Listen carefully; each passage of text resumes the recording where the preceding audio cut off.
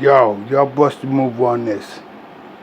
Listen to my man, what he's talking about. This dude right here saying that when he talk about the president and shit. The president go up against China.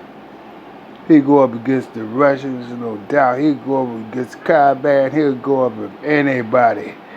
But when that motherfucker see them black folks coming to his house, he going to the bunker. Bust the move. I'm just getting some information in here, Alex, that I want you to talk about. Again, this is just coming across. It says as protesters gathered outside the White House on Friday night in Washington, President Trump was briefly taken to the White House underground bunker for a period of time. Again, that's according to a White House official and a law enforcement source.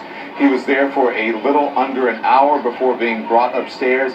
It is not clear if Melania Trump and Barron Trump were also taken down with him.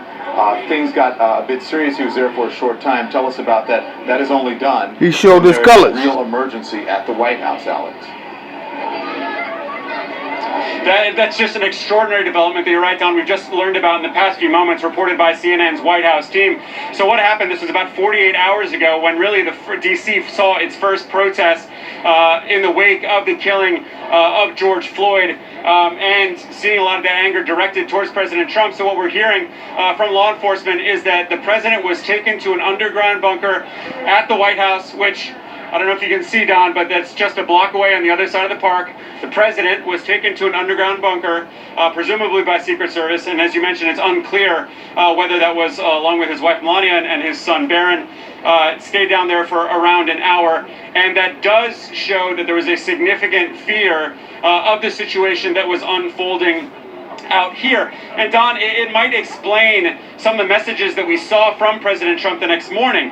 He sent off a flurry of tweets on Saturday morning talking about the protesters outside, saying that Secret Service, praising Secret Service, and saying that they were ready to unleash what he called vicious dogs and ominous weapons. Yep. Those terms, of course, bring back all sorts of imagery, all sorts of symbols from the fight for civil rights, and was met with fury. It really was fury from the mayor of D.C., who today all but accused the president of inciting violence.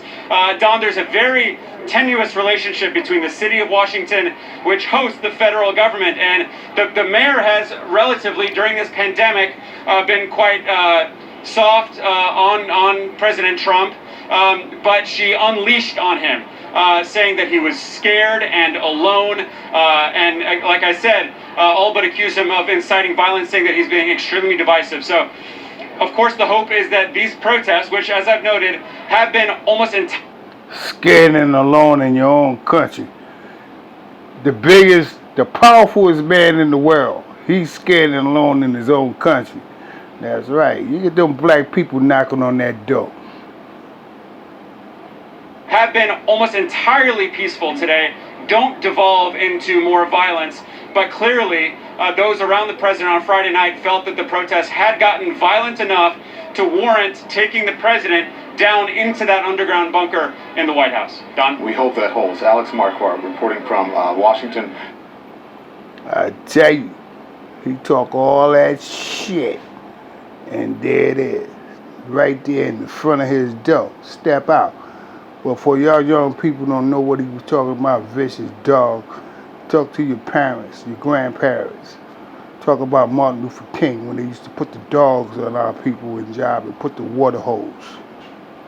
And go back and look, because y'all didn't learn in this school. On the one.